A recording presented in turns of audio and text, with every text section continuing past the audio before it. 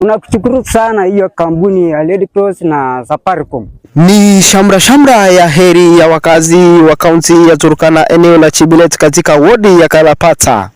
Wametoa shukrani baada ya kupata msaada kwa ushirikiano la Msalaba Mwekundu na kampuni ya mawasiliano Safaricom.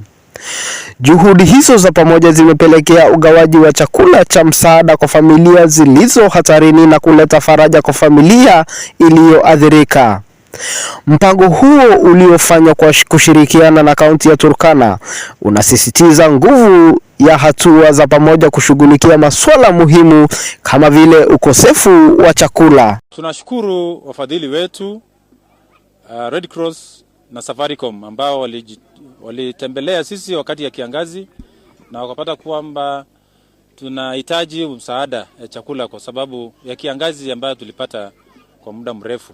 Furahi sana, nimepata chakula sai, naenda sai kukula kushiba na gelegele itapiga juu. Wakizungumza na Ewala TV, wakazi hao wameipa fahari msaada huo, manake imeweza kuwakwamua katika janga la njaa ambalo limechangia kudhoofika kwa mifugo na kupunguza kipato chao. Aidha, wakazi hao wamesema pia ni afueni kwa watoto, wazee na pia wajawazito. Sisi tulipata ukame, hata unyama yetu iliisha, watoto wetu walikonda, tukakaa na njaa. Tunabahatisha chakula kwa mmoja. Mbuzi ikakosa hata kuuza kwa maana imekonda. Pesa ikakosa. Kulingana na Rukia Abubakar, afisa wa shirika la Msalaba Mwekundu, shirika hilo limetangaza kuwa jumla ya watu 300,200 wameathiriwa na ukame katika eneo la Turkana.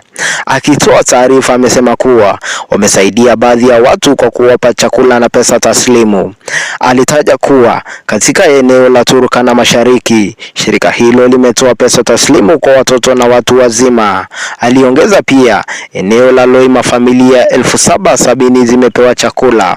Abubakar amesema kuwa shirika hilo linaendelea kutafuta wafadhili na marafiki ili kuweza kuendelea kusaidia watu walioathiriwa na ukame huo. Ukiangalia na idadi ambayo watu ambao wameumia na janga la njaa ni idadi ya watu 1,322,200 ni wengi. Tumewafikia wachache na tunaendelea kuwafikia wachache. Tumepeana chakula upande wa Turkana East. Hiyo ni tumepeana chakula kwa watoto, cash transfer kwa watu wazima. Tukikuja upande wa Loima pia tumepeana chakula kwa idadi ya 770 nyumba, alafu hapa tumepeana 800. Bado tunaendelea tukitafuta wafadhili na marafiki ambao wataendelea kutupa. Tutaendelea kukuja na kusaidia jimbo la Turkana.